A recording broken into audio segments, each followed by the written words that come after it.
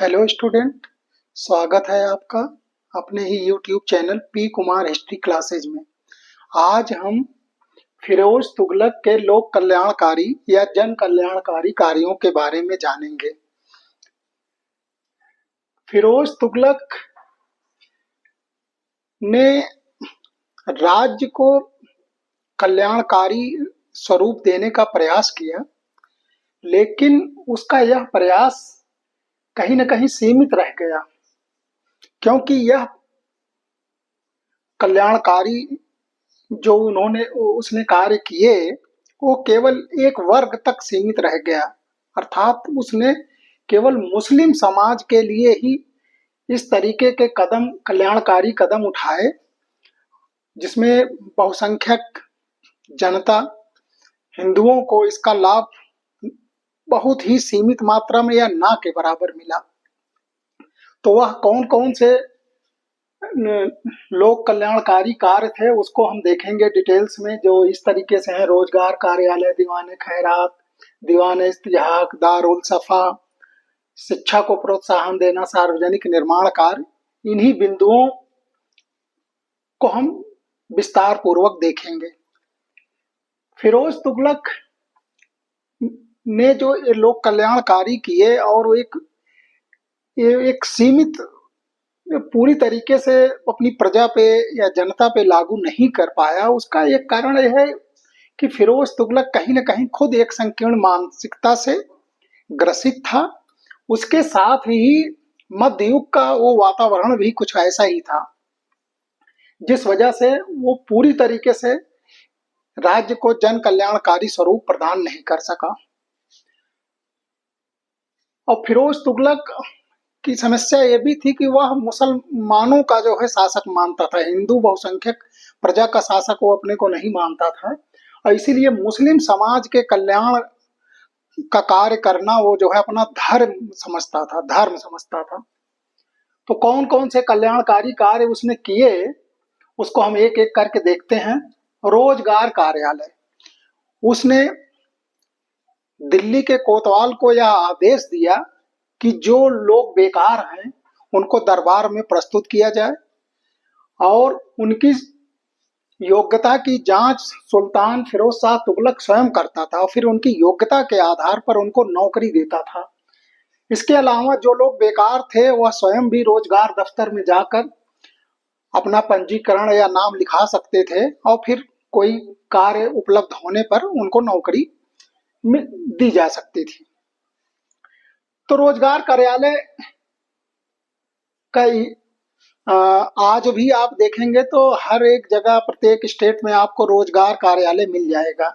तो ये फिरोज शाह तुगलक ने अपने समय में एक नई व्यवस्था या नया विभाग की स्थापना की थी, ताकि जो लोग बेकार हैं, बेरोजगार हैं, उनको किसी काम पे लगाया जा सके, उनको नौकरी प्रदान की जा सके। दूसरा पॉइंट है या दूसरा विभाग है दीवाने खैरात। इस विभाग की स्थापना उसने मुस्लिम गरीब जो परिवार है उनकी कन्याओं को या लड़कियों के विवाह के लिए इस विभाग की दीवाने खैरात विभाग की स्थापना किया था।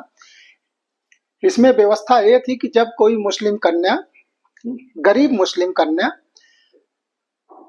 वयस्क हो जाती थी तो उसके शादी के अवसर पर जो लोग जरूरतमंद हैं वो प्रार्थना पत्र देते थे सुल्तान को, और उस प्रार्थना पत्र के आधार पर उनको उनकी स्थिति के हिसाब से 50% या 25% की सहायता प्रदान की जाती थी। इसके अलावा विधवाओं को या गरीब निर्धन जो बच्चे हैं उनको भी, अनाथ बच्चे, उनको भी सहायता इस विभाग के द्वारा प्रदान की जाती थी। तो दीवाने खैरात में प्रमुख रूप से देखा जाए तो वो गरीब मुस्लिम लड़कियों के विवाह के लिए इस विभाग की स्थापना की गई थी, और उसमें जो जरूरतमंद है उन्हीं को जो है उनकी स्थिति के हिसाब से 50% या 25% की सहायता प्रदान की जाती थी। अगला विभाग है दीवाने इस्तिहाक। ये विभाग वृद्ध और निर्धन लोगों को पेंशन देने का कार्य करता था। जैसा कि आज भी आप देखते हैं कि सरकार द्वारा तमाम योजनाएं चलाई जाती हैं, जिसमें वृद्धा पेंशन योजना है। तो वृद्ध लोगों को या विधवाओं को जो है पेंशन की व्यवस्था आज भी आपको देखने को मिलती है।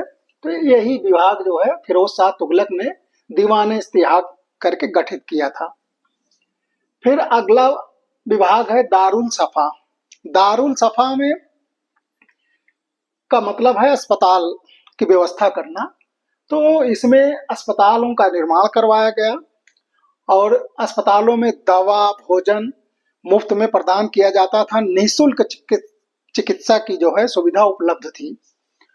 आज भी आप देखते हैं जो सरकारी अस्पताल हैं उसमें लगभग मान के चलिए कि आप निःशुल्क चिकित्सा सुविधा उपलब्ध है। दवाएं भी कुछ बहुत थोड़ी कीमत पे जो है उपलब्ध है और कुछ दवाएं जो है निःशुल्क आज भी उपलब्ध हैं। शिक्षा को प्रोत्साहन, शिक्षा के प्रोत्साहन के लिए फिरोज शाह तुगलक ने बहुत कार्य किए। उसने 30 मदरसों की स्थापना की। दिल्ली इस्लामी ज्ञान और अध्ययन का केंद्र बन गया था। पश्चिम एशिया से तमाम विद्वानों को बुलाया गया उनको और शिक्षकों की व्यवस्था की गई। शिक्षकों को प्रचुर मात्रा में धन दिया जाता था और विद्यार्थियों को वजीफा प्रदान किया जाता था। इसके अलावा सुल्तान के इतिहास और इस्लामिक ज्ञान में खुद रुचि थी। उसने स्वयं एक ग्रंथ लिखा था फतवाते फिरोज शाही। इसके अलावा बरनी, जियाउद्दीन बरनी और शमसे सिराज अफीफ को उसने संरक्षण दिया हुआ था। दोनों ने तारीख फिरोज शाही अलग अलग दोनों ने तारीख फिरोज शाही नामक ग्रंथ की रचना भी की थी। फिरोज शाह तुगलक जब कांगड़ा अभियान पर गया था तो वहां पर उसे 1300 ग्रंथ प्राप्त हुए थे, संस्कृत ग्रंथ हस्तलिखित। इनमें से 300 ग्रंथों का उसने फारसी में अनुवाद कराया जो दर्शन और नक्षत्र शास्त्र से संबंधित थे और उसका नाम रखा गया दलाइले फिरोज शाही। इसके अलावा उसके काल में ढेर सारे धर्म ग्रंथ और कानून के ग्रंथ भी लिखे गए। तो इस प्रकार से शिक्षा को उसने प्रोत्साहन दिया था। सार्वजनिक निर्माण कार्य में हम देखेंगे तो एक इतिहासकार हैं वुलजले हेग। इनका कहना है इन्होंने फिरोज शाह तुगलक के सार्वजनिक निर्माण कार्य को देखकर इसकी तुलना उसने रोमन शासक ऑगस्टस से की हुई है। इसी तरीके इतिहासकार फरिश्ता कहता है कि फिरोज शाह तुगलक को निर्माण कार्य का एक प्रकार से व्यसन था, उसका मुख्य व्यसन था, यानी नशा था उसको निर्माण कार्य कराने का फिरोज शाह तुगलक को। उसमें फरिश्ता आगे लिखता है कि फिरोज शाह तुगलक ने 100 अस्पतालों का, 100 स्नानागारों का, 150 पुल का, 100 सराय का, 40 मस्जिद, इसके अलावा कई महल, मकबरे और जलाशयों का निर्माण करवाया था। इसी में फरिश्ता आगे लिखता है कि फिरोज शाह तुगलक ने 300 नगरों की स्थापना की थी, जिसमें से 5 प्रमुख नगर हैं हिसार, जौनपुर, फिरोजपुर, फिरोजाबाद, फतेहाबाद। जिसमें से जौनपुर नगर की स्थापना उसने अपने भाई जौना खां की स्मृति में कराया था। जौना खां यानी मोहम्मद बिन तुगलक की स्मृति में जौनपुर नगर की स्थापना कराई थी। इसके अलावा पिछले क्लास में वीडियो में हमने फिरोज शाह तुगलक के नहरों के निर्माण और बागों के निर्माण के बाग लगवाने का हमने वहां पे वर्णन किया था। तो 5 नहरें जो फिरोज शाह तुगलक ने निकलवाई थी उनका हमने पिछले वीडियो में काफी विस्तार पूर्वक जिक्र किया हुआ है। और दिल्ली के आसपास उसने 1200 बाग लगवाए और इनसे 1,80,000 वार्षिक 1,80,000 टका वार्षिक आय होती थी राज्य को। इतना ही नहीं, फिरोज शाह तुगलक के शासनकाल में कुतुब मीनार पर बिजली गिर गई थी जिससे ऊपर की मंजिल नष्ट हो गई थी। तो उसको फिरोज शाह तुगलक ने उसका पुनर्निर्माण करवाया और इस प्रकार उसमें कुतुब मीनार 5 मंजिल की बन गई।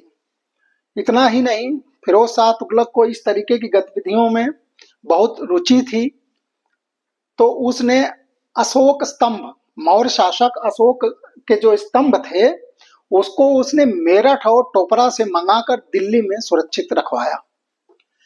तो ये फिरोज तुगलक के लोक और या जन कल्याणकारी कार्य हैं, जिसमें आपको इन्हीं बिंदुओं को ध्यान में रखना है और उन पर जो छोटे छोटे पॉइंट हैं उन पर आपको विस्तार पूर्वक लिखना है। Thank you.